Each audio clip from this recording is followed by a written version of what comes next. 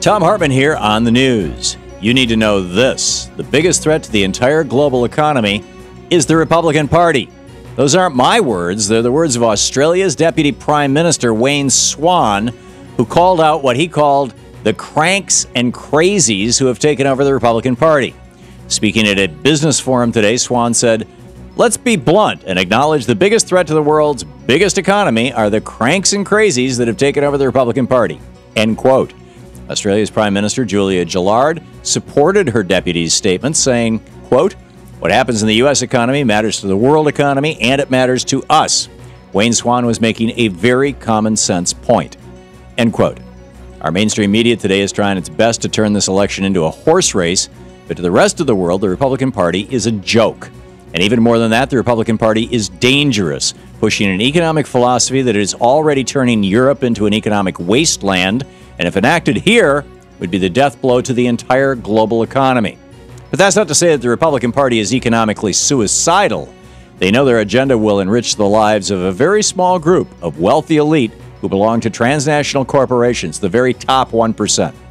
Truth is, if voters actually went to the polls and voted for their own economic interests, then Mitt Romney wouldn't get 53% of the vote or 51% of the vote or even 47% of the vote. He'd get 1% of the vote. In screwed news, when Mitt Romney criticized 47% of the nation for not paying their fair share in taxes, he got his numbers wrong. He should have criticized the top 1%. A new study by the Institute for Taxation and Economic Policy shows that in all 50 states, the richest 1% are taxed at lower rates than low-income people. As the report states, quote, "Nearly every state and local tax system takes a much greater share of income from middle and low-income families than from the wealthy," end quote.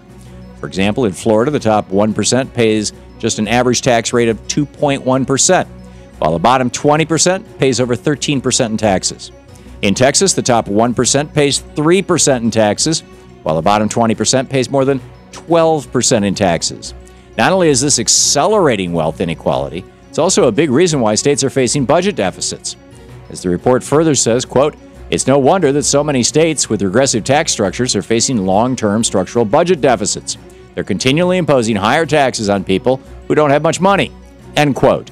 Reaganomics, 32 years after it was put in place, is today a complete failure. If we're going to save the American middle class and fix our debt problem at the same time, then we must tax the rich. In the best of the rest of the news, the American dream hinges on organized labor. That's a conclusion of a new study by the Center for American Progress looking at data from the Pew Research Center. The study looked at unionization rates within states and found that states with the highest percentage of unionized workers also have the highest rates of economic mobility, as in the chances that someone who was born into a middle class can work their way into the upper class. Being able to come from nothing and live a successful life is the basis of the American dream. Unfortunately, the United States now lags behind the rest of the developed world when it comes to economic mobility.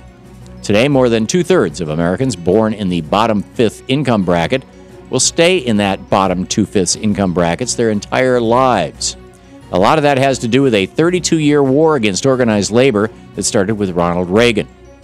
The study concludes by showing that just a 10% boost in unionized workers in an average state would increase economic mobility by 4%. It's time to bring democracy back to the workplace through unions and give workers a shot at what they've been promised. A shot at the American dream. While House Republicans hold witch hunt hearings on the so-called threat of Muslim extremism within the United States, Democrats in the Senate are focusing on actual threats. During a Senate Judiciary hearing on Wednesday, security analyst Daryl Johnson testified that the United States is devoting too much attention to Muslim extremists and not enough to domestic right-wing extremism. As Johnson said, quote, "The threat from domestic terrorism motivated by extremist ideologies is often dismissed and overlooked in the national media and within the U.S. government.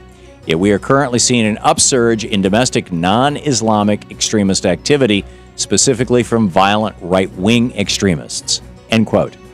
Johnson showed that since 9/11, Muslim extremists have carried out 5 attacks in the U.S., killing 17 people. However, just since 2008, right-wing extremists have carried out several attacks, killing 16 people, 16 police officers, actually, and wounding 27 others. Plus the recent attacks on abortion doctors and worshipers at the Sikh temple in Wisconsin. Let's put a rest to the Islamic boogeyman and start focusing on the actual threats to our nation's security, right-wing crazies. And finally, Elizabeth Warren and Scott Brown faced off in their first debate on Thursday night, with the Massachusetts Senate seat up for grabs. Polls currently show a dead heat between the two candidates.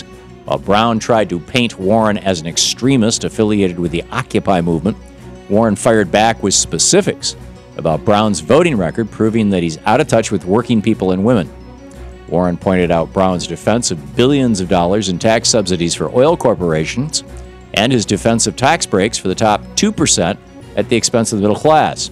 She also hammered Brown on his opposition to equal pay for equal work for women and support for legislation that would have allowed health insurers to drop coverage for contraceptives for women. The Senate race in Massachusetts is one of the most crucial this election. A win for Elizabeth Warren would be a big win for progressives. And that's the way it is today, Friday, September 21st, 2012. I'm Thom Hartmann on the news.